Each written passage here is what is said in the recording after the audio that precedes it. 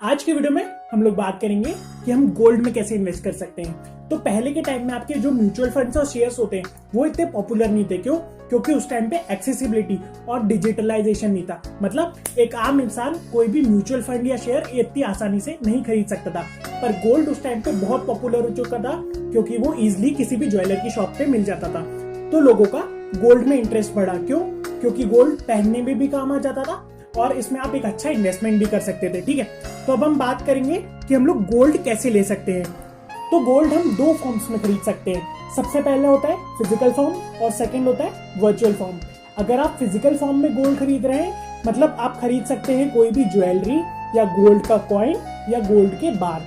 पर अगर आप वर्चुअल गोल्ड खरीद रहे हैं तो आप खरीद सकते हैं गोल्ड के शेयर्स या फंड या गोल्ड एक्सचेंज ट्रेडेड फंड्स। यहाँ पे जो आपका गोल्ड होता है वो आपके डीमैट अकाउंट में स्टोर हो जाता है और यहाँ पे रिस्क नहीं रहती है फिजिकल गोल्ड की कंपैरिजन में।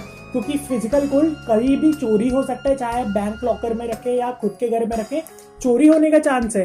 पर जो आपका वर्चुअल गोल्ड होता है ना वो डीमैट अकाउंट में स्टोर रहता है और इसको कोई भी चोरी नहीं कर सकता है। तो आजकल के टाइम में इसलिए वर्चुअल गोल्ड बहुत फेमस हो चुका है। अब बात करते हैं कि हमें गोल्ड क्यों लेना चाहिए। देखो, गोल्ड लेने के लिए खाली दो रीजंस है। फर्स्ट है हाई लिक्विडिटी, मतलब आप अगर ज्वेलर के पास आपका गोल्ड बेचने गए तो इंस्टेंटली आपका गोल्ड बिक जाएगा, चाहे वो 100% में बिके या 90% में बिके। पर आपने सपोज कल को एक म्यूचुअल फंड लिया, फिर उसको प्रॉफिट होने के बाद कुछ दिनों बाद बेचा आपने, तो बेचने के टाइम आपको कम से कम 3 दिन लगेगा उस म्यूचुअल फंड को बेचने में। तो यहाँ पे लिक्विडिटी इतनी ज्यादा हाई नहीं है गोल्ड के कंपैरिजन में।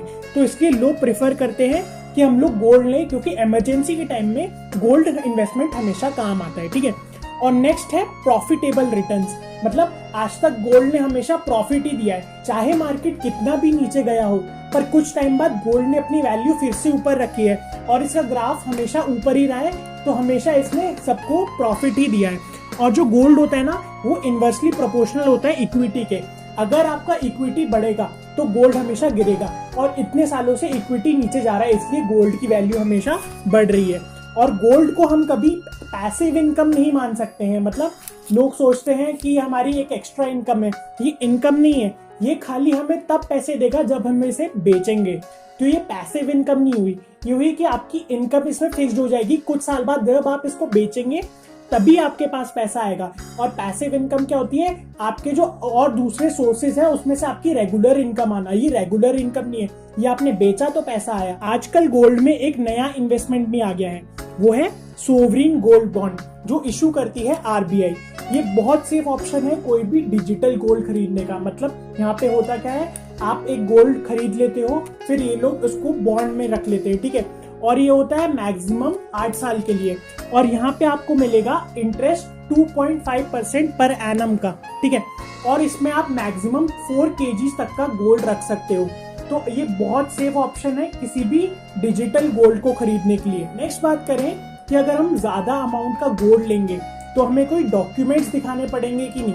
देखो, अगर आप 2 लाख रुपए से ज्यादा का गोल्ड लोगे तो आपको ज्वेलर या जिससे भी आप गोल्ड ले रहे हो उसको आपका पैन कार्ड दिखाना पड़ेगा और आपकी केवाईसी होगी। ठीक है, अब हम लोग बात करें कि हमें फिजिकल गोल्ड में इन्वेस्ट करना चाहिए या वर्चुअल गोल्ड में इन्वेस्ट करना चाहिए।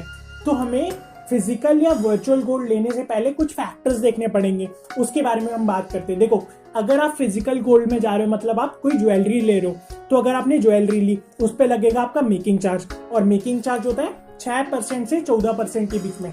और ऊपर से आपने उसमें और कोई डिजाइन करवाया तो मैक्सिमम आपका मेकिंग चार्ज 25% तक जाएगा। मतलब जितना उस गोल्ड की वैल्यू है उसमें 25% आपका और लगेगा उस डिजाइन के लिए। ठीक है, पर अगर आप गोल्ड कॉइन ले रहे हो तो उसमें इतना मेकिंग चार्ज नहीं लगेगा, पर कुछ परसेंट का मेकिंग चार्ज लगेगा।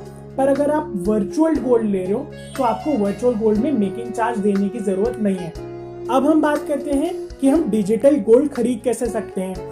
तो डिजिटल गोल्ड खरीदने के लिए आजकल बहुत सारे वॉलेट हैं, वो ऑफर करते हैं कि आप डिजिटल गोल्ड खरीदे और जब आपका प्राइस बढ़ जाए गोल्ड का तो आप बेच सकें।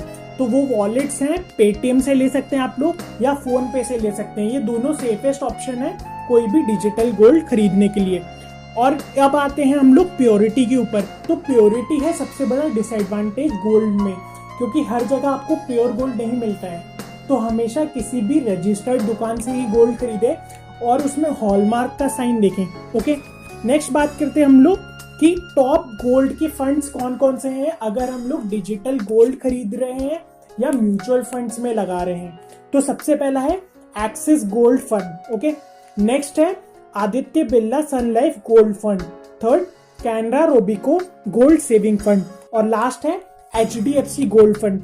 इन सारे फंड्स में बहुत अच्छा रिटर्न मिला है पिछले सालों में और ये बिल्कुल सेफ है किसी भी इन्वेस्टमेंट करने के लिए। ये इन्फॉर्मेशन थी गोल्ड इन्वेस्टमेंट के बारे में।